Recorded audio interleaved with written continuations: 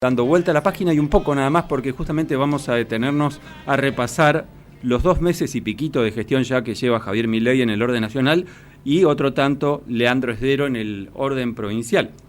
Y vamos a hablar tal vez con la máxima figura de la libertad avanza acá en la provincia de Chaco y estamos hablando de Capi Rodríguez. Capi, buen día, ¿cómo vamos?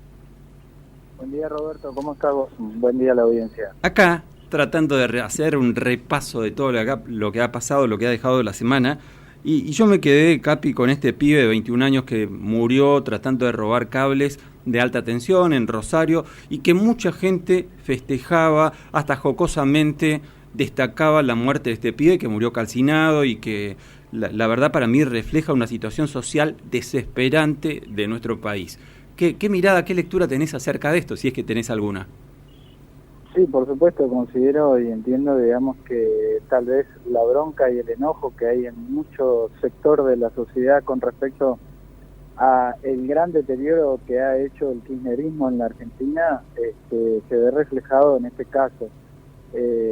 Por un lado, ¿no es cierto?, el robo a mansalva, ¿no es cierto?, de este tipo de materiales que sucede también en la provincia de Chaco de una manera alarmante.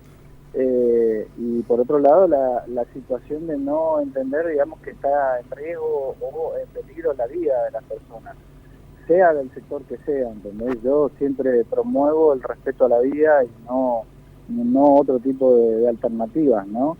Pero esto es en cierta manera el resumen de la analogía de una Argentina decadente, y que realmente hay un sector de la sociedad que todavía tiene mucha bronca, mucha decepción y entiende que el que roba hace mal, pero no entiende que el que roba y muere en el intento, digamos, también es una vida humana.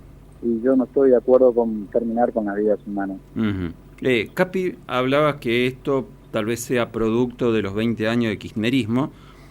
Sí, así es. Sin embargo, afirmo, no creo. Ajá, vos asegurás esto, pero sin embargo vos sabés que durante la semana escuchaba a Agustín Salvia, que es el referente del Observatorio de la Deuda Social de la Universidad Católica Argentina en el orden nacional, y él sostenía que a partir de diciembre, cuando asume Javier Milei y tomando todo enero, la pobreza creció un 11%. Y otro tanto la indigencia, debido, eso lo digo yo, a la política, al modelo económico que decide llevar adelante a rajatabla Javier Milei. ¿Vos qué mirada tenés sobre esto? Y que primero que nada lo que estás utilizando de esta persona, digamos, me parece que es una absoluta mentira. Acomodan los datos como a ustedes les parecen. Uh-huh.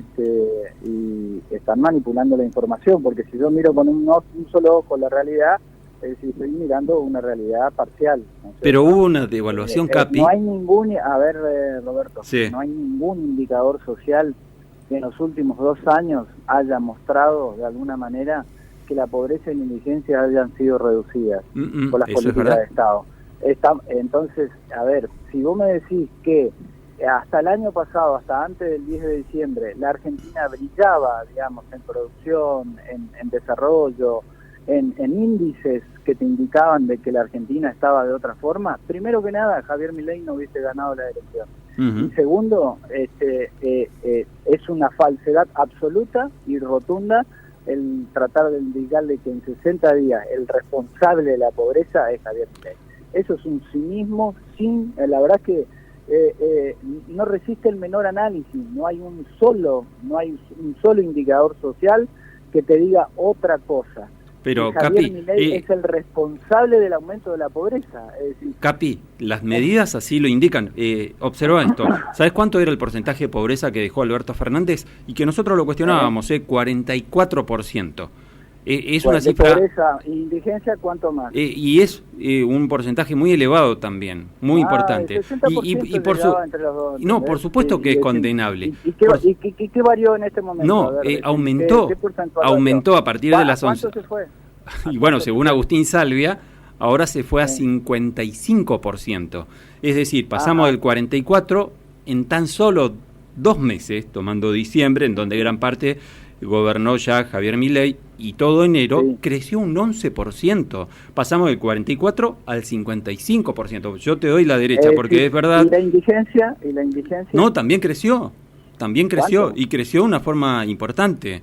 Ahora te digo bien los números para no pifiarla, pero el dato que tengo bien concreto es el tema de la pobreza, que pasó de 44 a 55%. Estamos en el orden del 60%, Roberto. En total, pero yo hablo en el orden nacional. Teníamos en el gobierno de Alberto Fernández, entonces no seamos cínicos y no engañemos a la gente. Pero yo no lo estoy diciendo. Que el responsable, por eso te estoy diciendo. Lo dice la UCA. Bueno, esas personas que seguramente, ¿entendés?, están teniendo una mirada parcial y no hacen una autocrítica, digamos, de cómo veníamos, yo estoy no solamente ideológicamente a favor de lo que está haciendo Javier Milei, sino que conceptualmente desde la macroeconomía, yo te lo dije en muchas oportunidades, acá hay que ajustar el déficit fiscal y hay que ajustar las cajas del Estado. Bueno, ¿sabes qué, Capi? Un puntito ahí porque... la joda del político, la joda del político. Bueno, pero que se termine la joda del político, pero hay algo que marcaba también Agustín Salvia, que me parece muy, muy interesante. Él hablaba del déficit social, no del déficit fiscal, déficit social. Está habiendo un déficit social. Se reduce el déficit fiscal, pero aumenta el déficit social. Bueno, te explico una cosa. La mayoría de los recursos de la nación están volcados hoy por hoy a las organizaciones sociales. Se están implementando políticas de asistencia al que menos tiene o al que menos puede. Eso no se ha dejado de asistir. Lo que se ha dejado de asistir son a las transferencias indiscrecionales que han fomentado la corrupción de una manera exacerbada en cada una de las provincias. Se les dice a los gobernadores, señores, hay que ajustar, en el sentido de que tenés que gastar lo que te ingresa y la plata tiene que ir para la gente que lo necesita. Tiene que estar donde estaba el remedio, donde necesita el remedio, tiene que estar en los hospitales, tiene que estar en los servicios del Estado esenciales. Y eso no ha ocurrido en los últimos 20 años. Los fondos del Estado se han utilizado para enriquecerse de manera propia y para malversar fondos y buscar todos los curros habidos y por haber que el Estado le pudo haber dado a un dirigente político. Esto en la Argentina se está terminando. ¿Va a costar?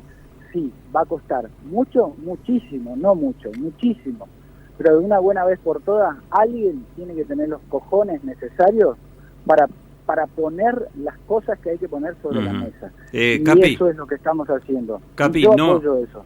¿No considerás que los cojones que hay que tener, como decís, hay que tenerlo para enfrentar al poderoso y no tanto a la clase media y no tanto a la clase baja, que es la que está soportando en sí el ajuste? Se ha enfrentado a los sindicatos que lo único que han hecho es convenir con los grandes industriales.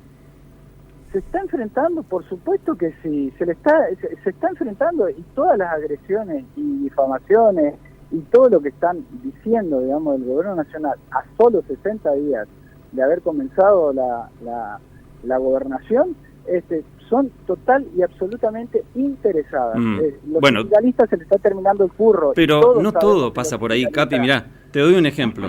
Estoy leyendo millones de dólares. No, pero te doy un ejemplo. Te doy un ejemplo en donde a mí no me parece que eso esté pasando. De hecho, mira, estoy leyendo el diario Perfil, en la tapa del diario de papel, dice que Milei evalúa realizar un decreto para limitar el derecho a huelga docente. Y hay un punto que hay que hacer ahí y que me parece muy grave. Es el título del diario Perfil. Claro, sí, vamos a aclarar qué es lo que se está hablando y no es algo nuevo. Desde el principio se dijo de que se va a tomar a la educación como un servicio esencial. ¿Vos estás de acuerdo con eso, sí o no? Sí, estoy de acuerdo, pero, por ejemplo, no lo demuestra... ¿Estás de acuerdo con que ha habido un abuso excesivo del derecho a huelga? En algunos casos sí, no se puede generalizar, no se puede generalizar, Capi. Bueno, pero, ¿sabes cuál es el punto? ¿Cuántos días de clase han tenido los chicos? En los últimos años en Chaco, los últimos 2 años en Chaco, por ejemplo, casi totales. Casi totales, Capi. No hubo paro en los últimos dos años en la provincia de Chaco porque la situación social, no digo que era óptima, y repito palabras de Rosa Petrovich, que lo dijo acá en esta radio, dijo el año pasado, por ejemplo, los salarios docentes le ganaron 10 o 15 puntos a la inflación, dijo Rosa Petrovich. De esa forma se refrenda... Andá a decirle eso a los docentes que hacen dedo en la ruta todos los días ahí a la fuera de Pero, Resistencia. por supuesto que no es una situación... Parece que estás mirando una realidad totalmente... Los docentes, el que la vive todos los días, sabe que no llega ni al día 15. Por favor, ¿de qué me hablas? Rosa Petrovich me parece que está muy equivocada o mirando, digamos, sus propios intereses. Capi. La verdad que la realidad del docente es grave. Supongamos que vos, eso que marcás vos sea así, que el salario docente en término promedio hace que no pueda llegar ni siquiera a la quincena del salario docente. El gobierno nacional no ayuda en nada, al contrario, retrasa cuando, por ejemplo, cuando no quiere pagar el fondo de incentivo docente. El fondo de incentivo docente... Pero te corrijo algo, te corrijo algo. No es obligación del gobierno nacional digamos, los ministerios de educación de las provincias. Es decir, no es responsabilidad, digamos, los ministerios de educación de cada una de las provincias son absolutamente independientes y autónomos. Deciden tanto sus políticas educativas como sus políticas económicas, es decir, la administración de los fondos que reciben por la coparticipación federal.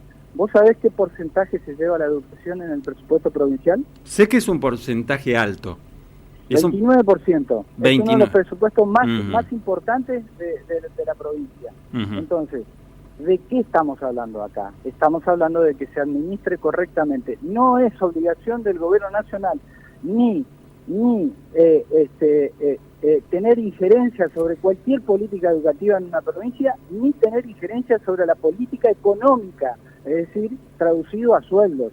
Es decir, el que define la política económica y el que define los sueldos de los docentes es el gobernador de cada una de las 24 provincias de la Argentina. Entonces, por favor, conozcamos las leyes y las normas y no pongamos en eso te doy la derecha en cuanto a lo general, pero el fondo de incentivo docente es algo que el Ejecutivo Nacional, desde que se aprobó esta norma, que es un decreto en realidad, desde que este decreto se implementó, desde que este decreto se implementó, se fue renovando año a año, y el único que lo interrumpe, está bien, pero el único que lo interrumpe es Javier Milei, y es una muy mala señal para decir por un lado que la prioridad es la educación y por el otro el único elemento tal vez en cuanto a recursos que tiene el Ejecutivo Nacional para dar señales de que la educación es prioridad no lo cumple, al contrario, se jacta de no cumplirlo, que va a generar una ofensiva. No. Yo lo escuchaba. Sí, pero no tiene la obligación, Roberto,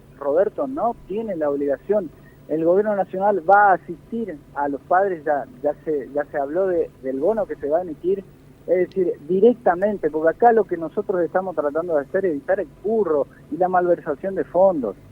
Pero ¿cuál es el curro del Fondo de Incentivo Docente? Yo no lo entiendo, porque Capi, eso va al bolsillo del docente. Pareciera que la casta son los docentes, Capi, de esa forma. La casta son los docentes ahora. Las administraciones provinciales tienen que administrar correctamente.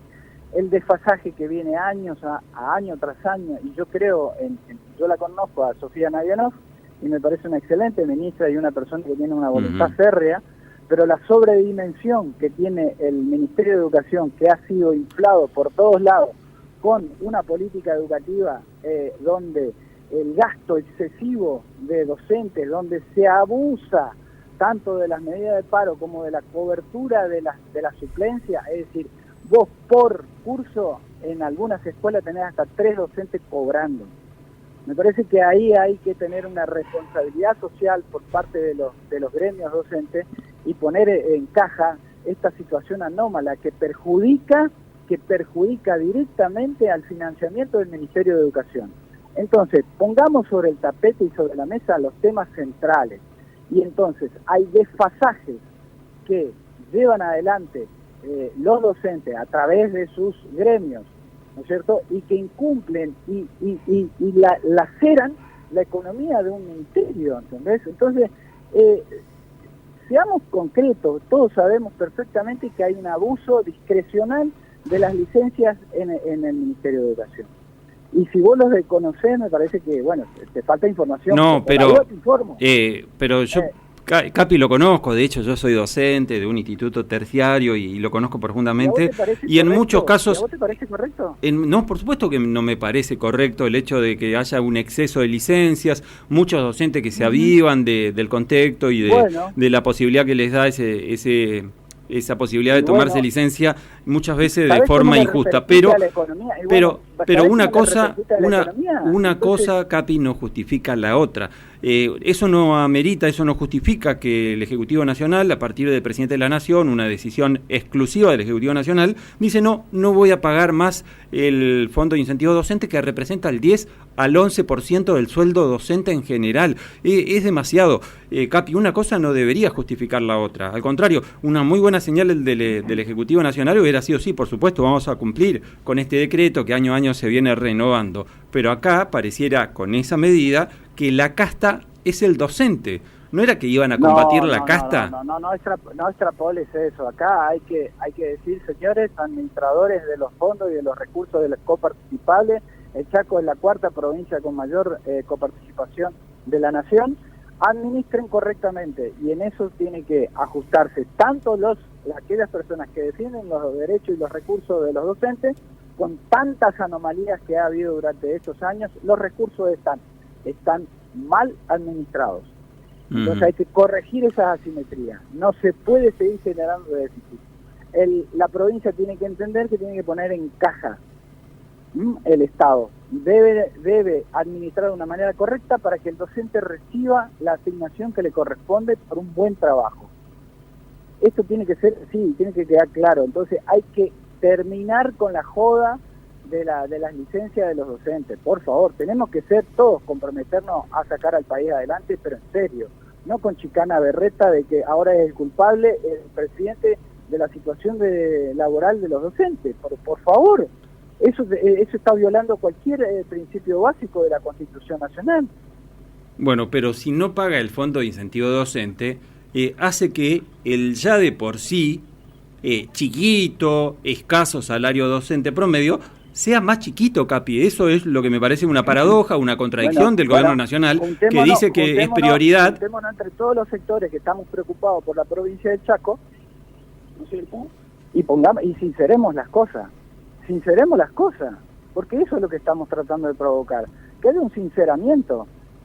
No, el otro es el culpable y yo no hice nada. Si yo tiro la piedra y escondo la mano. Vamos, eso es pensar en el país, eso es pensar en la provincia.